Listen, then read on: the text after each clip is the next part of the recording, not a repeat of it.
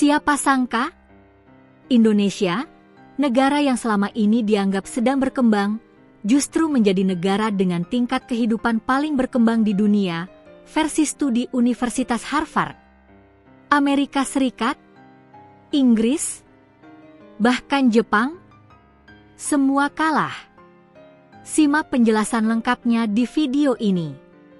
Studi ini disebut Global Flourishing Study, proyek penelitian ambisius yang dilakukan Universitas Harvard bersama dengan lembaga riset Gallup dan Baylor University. Lebih dari 203.000 responden dari 22 negara disurvei.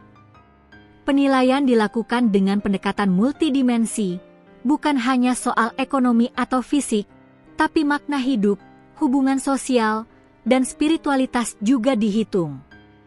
Apa saja faktor yang dinilai? Ada 7 indikator utama. 1. Kesehatan fisik. 2. Kebahagiaan atau well-being. 3. Makna dan tujuan hidup. 4. Karakter atau nilai prososial. 5. Hubungan sosial. 6. Keamanan finansial. 7. Spiritualitas.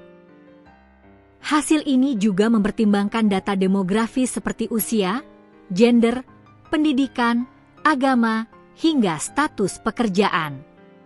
Indonesia mencetak skor 8,3, tertinggi dari semua negara.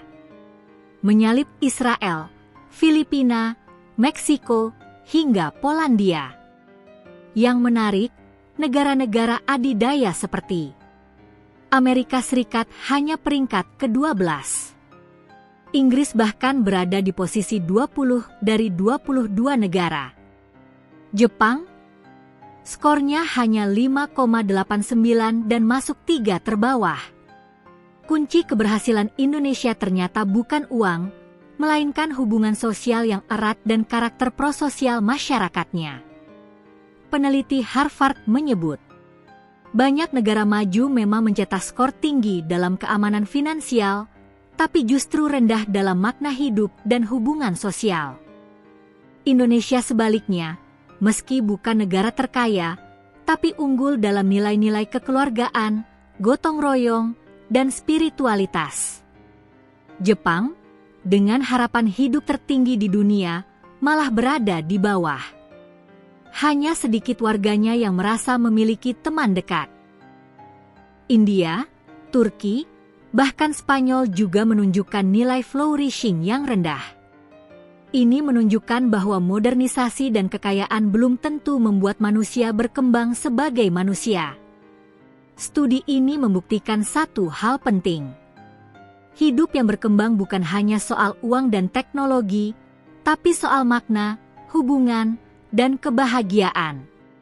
Sebagai orang Indonesia, kita patut bangga, tapi juga harus terus menjaga nilai-nilai sosial dan spiritual yang menjadi kekuatan kita. Jadi, apakah kamu merasa hidupmu berkembang di Indonesia?